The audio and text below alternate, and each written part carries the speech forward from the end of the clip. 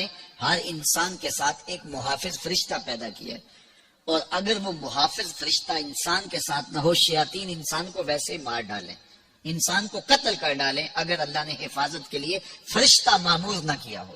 یہ انسان کے دشمن ہیں، اور انسان کو شیاطین راہ مستقیم سے ہٹانے کے لیے دن رات کوشاں ہیں۔ پھر یہ اتنا مکار دشمن ہے، ہر ایک کو ایک لاٹھی سے نہیں ہانکتا ہے، اسے پتہ ہے کہ کس کو کیسے بھٹکانا ہے۔ ایک شب زندہ دار جس کو سحری کے وقت اٹھ کے آنسو بہانے کا لطف ملتا ہے، اب شیطان اس کو کہے کہ سحری کے وقت اٹھا نہ کر، تو وہ شب زندہ دار جب اس کے آنسو مسلح میں جذب ہوتے ہیں اور وہ اترتے ہوئے آنکھوں سے آنسو اتنی لذت اسے دیتے ہیں کہ دنیا ما فیہا کی لذتیں ایک طرف اور یاد خدا میں رونا ایک طرف۔ اب شیطان کسی کو کہے کہ سحری کے وقت اٹھا نہ کر، تو کوئی شیطان کی یہ بات تھوڑی مانے گا، تو شیطان اسے یہ کہتا بھی نہیں ہے، اسے کہتا نہیں اٹھا کر، لیکن صبح بتا دیا کر کے میں تہجد گزار ہوں، اسے ریا میں مبتلا کرے گا۔ ایک شخص جس کی طبع میں فیاضی گندی ہوئی ہے، اب شیطان اس کو کہے کہ تو سخاوت نہ کیا کر، بخل کا درس دے، تو طبعاً جو سخی شخص ہے، جس کی فطرت کے اندر فیاضی ہے، تو وہ شیطان کی اس بات کو تو نہیں مانے گا۔ شیطان اسے یہ کہتا بھی نہیں کہ تو بخل کر، اسے فضول خرچی کی طرف لگا دے گا، اسے ان کاموں میں خرچ کرنے کی ترغیب دے گا جس کا اس کو اور معاشرے کو کوئی فائدہ نہیں ہوگا۔ اس لیے شیطان رخ بدلتا ہے۔ ایک شاعر جس کی طبع کے اندر لطافت ہے، نرمی ہے، محبت ہے، اب شیطان اس کو کہے کہ فلاں کو قتل کر دے، تو شاعر تو شاخ سے پھول بھی نہیں توڑ سکتا، تو پھر وہ کسی کا سر کاٹ دے، یہ کیسے ممکن ہو سکتا ہے؟ شیطان ایک شاعر کو یہ کہتا بھی نہیں، اسے وہ شراب اور شباب کے پیچھے لگا دیتا ہے۔ اب اتنا سخت دشمن، اتنا مکار دشمن، حضرت سیدنا غوث اعظم رضی اللہ تعالیٰ عنہ فرماتے ہیں میرے اوپر صحاب نور چھا گیا اور آواز آئی عبد القادر، تو نے اللہ کی اتنی عبادت کی ہے، اتنی ریاضت کی ہے کہ شریعت کا ہم تمہیں اب مکلف نہیں رہنے دیتے، اور اب تو نماز نہ پڑھے اور دیگر اعمال نہ کرے تو تجھے کوئی پکڑ نہیں، میں تیرے اوپر ایسے راضی ہو گیا ہوں۔ تو ایسے بادل سے آواز آئی، کہتے مان میرے دل میں خیال آیا کہ اگر عبادت کا مکلف نہ ہونا ہوتا تو امام الانبیاء صلی اللہ علیہ وسلم سے بڑھ کر کون اللہ کا مقرب تھا۔ حتی تتورم قدماہ، حضور جب نماز پڑھتے اور اس قدر لمبا قیام کرتے حضور کے مبارک پاؤں سوج جاتے، لیکن ان کو تو کہا گیا وَاعْبُدْ رَبَّكَ حَتَّى يَأْتِيَكَ الْيَقِينُ، انہیں تو کہا گیا کہ آخری سانس تک اللہ کی عبادت کرنی ہے، تو میں کون ہوں کہ مجھے کہا جائے کہ تو اب عبادات کا مکلف نہیں رہا، کوئی بات نہیں ہے۔ تو کہتے ہیں میں لا حول ولا قوت الا باللہ پڑھا تو وہ جو مجھے نور نظر آ رہا تھا وہ سیاہی میں بدل گیا۔ تو وہ ابلیس تھا جو اس رنگ میں مجھے بھٹکانا چاہتا تھا، کہا عبد القادر اس مرتبے پہ پہنچے ہوئے کتنے لوگوں کو میں نے گمراہ کر دیا، تیرے علم نے تجھے بچا لیا۔ تو میں نے کہا ظالم، میرے علم نے مجھے نہیں بچایا، میرے اللہ کے فضل نے بچایا۔ تو کہا پھر بچ گیا ہے، کئی میں نے یوں لوٹ لیے۔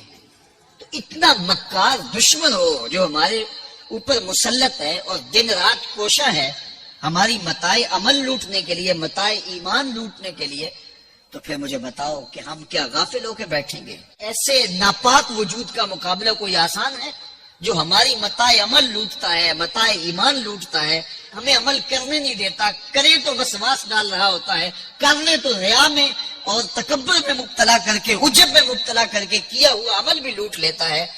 مجھے بتاؤ یہ کوئی جو ہے وہ سوکھا کام ہے کہ ہم مقابلہ کریں؟ اب ماہ سیام میں روزے سے بھوک بھی کاٹتے ہیں اور قرآن مجید کی تلاوت اور دیگر معمولات کے لیے ہمیں تنہائی بھی میسر آتی ہے، اور اسی طرح ہمیں روزے سے جو ہے وہ اپنی زبان کو کنٹرول کرنے کا درس بھی ملتا ہے۔ تو روزہ تمہاری زبان کا محافظ بن جاتا ہے، پھر روزہ تمہاری شہوات کے کنٹرول کا ذریعہ بن جاتا ہے، اور روزہ تنہائی کی وجہ سے اختلاط سے جو خرابیاں پیدا ہوتی ہیں ان سے تمہیں بچا لیتا ہے۔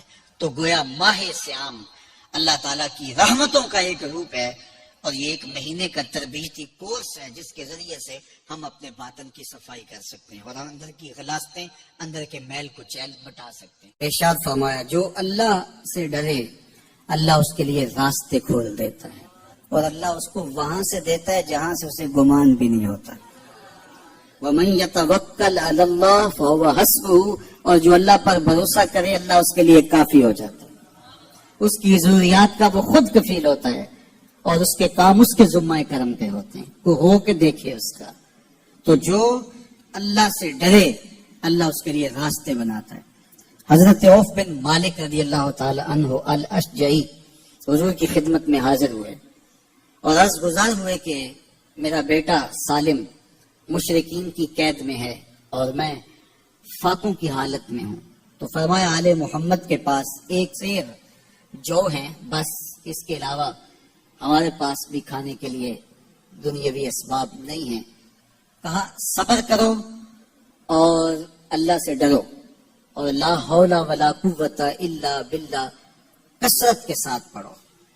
یہ ایسا وظیفہ ہے، ایک حدیث پاک میں آتا ہے کہ یہ 99 بیماریوں کا علاج ہے، اس میں سب سے کم درجے کی بیماری ہم اور غم ہے، یہ دکھوں کا مداوع ہے، مشکلات کا علاج ہے، اور یہ وظیفہ میرے حضور نے بتایا۔ حضرت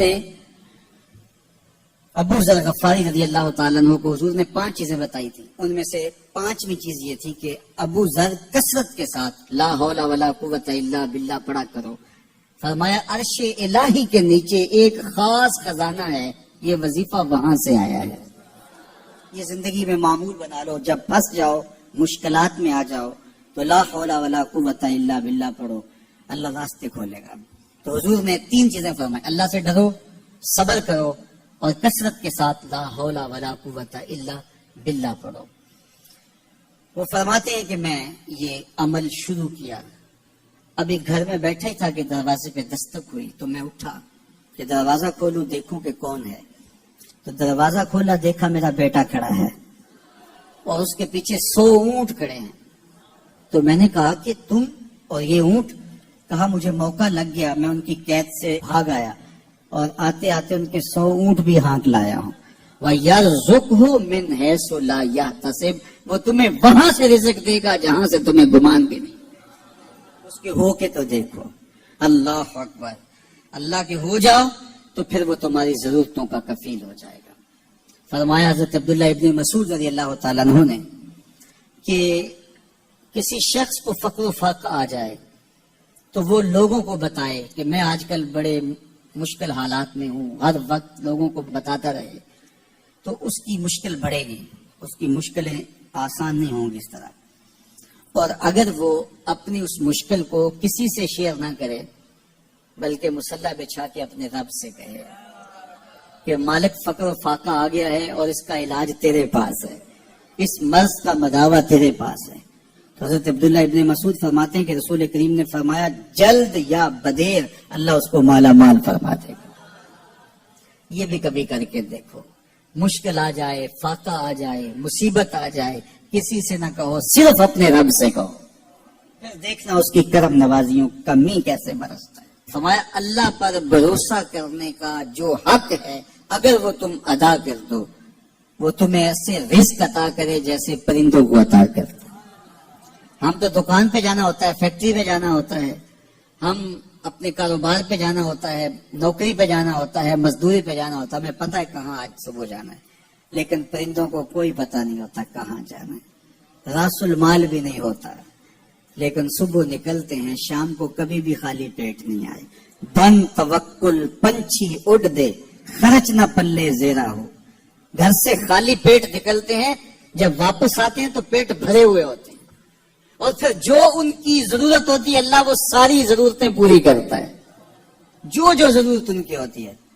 یہ شیر کتنا گوشت کھاتا ہے اللہ روز اسے دیتا ہے، یہ ہنس روزانہ سچے موتی کھاتے ہیں، اور آپ مارکیٹ میں لینے جائیں لاکھوں روپے لگا کے تولے ماشے کے حساب سے آپ خریدتے ہیں، پھر بھی آپ کو یقین نہیں ہوتا کہ یہ سچے ہیں یا 2 نمبر ہیں۔ اور ہنس دنیا پہ کروڑوں جانور پائے جاتے ہیں، روز کھاتے ہیں، صبح بھی، شام بھی، دوپہر بھی، پیٹ بھر کے کھاتے ہیں، اللہ روز انہیں عطا کر۔ کہا اس پہ بیٹھے تو بوڑھے بزرگ جو مسجد میں جانے سے قاصر تھے وہ گھروں میں بیٹھ کے قرآن پڑھتے ہوتے تھے، اور عموماً ظہر کے وقت بھی اور صبح کے وقت بھی گھروں سے قرآن پڑھنے کی آوازیں آیا کرتی تھی۔ آج گھروں سے پاپ میوزک کی صدائیں سننے کو تو ملیں گے، لیکن قرآن کے نغمے موقوف ہو گئے. یہی وجہ ہے کہ آج ہمارے گھروں سے برکت روٹ گئی ہے. دولت کی فراوانی کے باوجود، وسائل کی کثرت کے باوجود، اسباب آسودگی حاصل ہونے کے باوجود نہ آسودگی ہے، نہ سکون ہے، نہ طمانینت ہے، نہ برکت رہی، اس لیے کہ ہمارے گھروں سے قرآن رخصت ہو گیا. آج صبح اٹھ کے فیس بک کا چہرہ تو دیکھتے ہیں لیکن قرآن کا نقشہ نہیں دیکھا جاتا. تو برکت کے قافلے گھروں سے رخصت ہو گئے اور گھر برکتوں اور رحمتوں سے خالی ہو گئے. آج بھی اگر ہم نے گھروں میں برکتوں کو واپس بلانا ہے، رحمتوں کو اپنے گھروں میں واپس لانا ہے، تو قرآن مجید کی تلاوت کو اپنے معمولات میں شامل کر لیجئے گا. پھر گھر میں آسیب کا سایہ نہیں ہوگا، ٹونا اور جادو نہیں ہوگا. پھر کسی بابر ملنگ کے پاس جا کر کے آپ کو اپنے مسائل نہیں بتانے پڑیں گے. آپ کے گھر میں قرآن ہے، سارے دکھوں کا علاج اسی مرشد کے پاس ہے. ساری مصیبتیں اور ساری مشکلیں اور سارے مصائب اسی قرآن کے دامن سے دور ہوتے ہیں اور اسی قرآن سے وابستگی سے گھر میں برکتیں اترتی ہیں. پھر آپ کو نہ آسیب، نہ جادو، نہ ٹونا، اور نہ کسی نے کوئی بندش کی ہے، نہ کسی نے کوئی مسئلہ کیا ہے، کچھ نہیں ہوگا. آپ کے گھروں پہ رحمتوں کے سائے ہوں گے، اس لیے کہ آپ کے گھروں میں قرآن جب تلاوت ہوگی تو رحمتوں کے فرشتوں کا نزول ہوگا. تو جب رحمتوں کے فرشتے تمہارے گھر میں اتریں گے تو پھر کوئی مصیبت، کوئی پریشانی، کوئی بندش، کوئی دکھ آپ کے گھروں میں نہیں ہوگا. اس لیے قرآن مجید کی تلاوت کو اپنے معمولات زندگی میں شامل کیجیے. دیکھیے یہ رمضان المبارک کا مبارک مہینہ اکثر گھروں کے اندر قرآن مجید کی تلاوت کا معمول رہا، اور جو دن باقی ہیں ان ایام میں تلاوت کلام مجید کا معمول باقی رہے گا. تو اس کی برکتیں آپ اپنی آنکھوں سے دیکھ رہے ہیں. اور اگر یہ پورا سال ہمارے گھروں میں معمول باقی رہے، ہماری صبح کا آغاز ہی قرآن مجید کی تلاوت سے ہو، بیٹیاں بھی قرآن کھول کے صبح بیٹھ جائیں اور بیٹے بھی قرآن کھول کے بیٹھ جائیں، بوڑھے بھی قرآن کھول کے بیٹھ جائیں، جوان بھی قرآن کھول کے بیٹھ جائیں، تو مجھے بتائیے کہ کتنی رحمات اور کتنی برکات کا گھروں میں نزول ہو. تو اس لیے اپنے گھروں میں قرآن مجید کی تلاوت کے معمول کو کبھی بھی ترک نہ کیجیے. چاہے روز کے 2 صفحے پڑھیے، قرآن مجید کی تلاوت کے معمول کو باقی رکھیے. اور اگر اللہ آپ کو نصیب کرے تو اس کو مفہوم اور ترجمے کے ساتھ پڑھنے کی کوشش کیجیے، تاکہ قرآن کا جو ہمارے نام پیغام ہے وہ بھی ہم سمجھ پائیں کہ قرآن ہمیں کیا بتا رہا ہے اور ہمیں کیا میسج دے رہا ہے، تاکہ ہماری زندگیاں اس پاکیزہ کتاب کی روشنی اور کتاب کے اجالوں میں بسر ہو. اور یہ کتاب اللہ کا تیسرا حق ہے کہ اس کو مفہوم و مطلب کے ساتھ سمجھنے کی کوشش کریں. یہ ہمارے رب کا ہمارے نام پیغام ہے. آپ کے کسی دوست کا، کسی ملنے والے کا آپ کے نام خط آ جائے اور وہ اس زبان میں ہو جو زبان آپ نہ جانتے ہوں، تو اتنی دیر تک آپ مطمئن نہیں ہوتے جب تک اس کے مندرجات سمجھ نہیں لیتے، کسی ایسے شخص سے وہ مضمون جان نہیں لیتے جو وہ زبان جانتا ہو. تو ہمارے رب کا ہمارے نام یہ میسج ہے، ہمارے نام یہ پیغام ہے رسول کریم صلی اللہ علیہ وآلہ وسلم کی وساطت سے. تو ہمیں اس کو سمجھے بغیر چین کیوں آ گیا ہے؟ تو ہم اس پیغام کو سمجھیں کہ ہمارا رب ہمیں کیا فرما رہا ہے، کن امور کا حکم دے رہا ہے اور کن باتوں سے ہمیں روک رہا ہے. اگر ہم قرآن مجید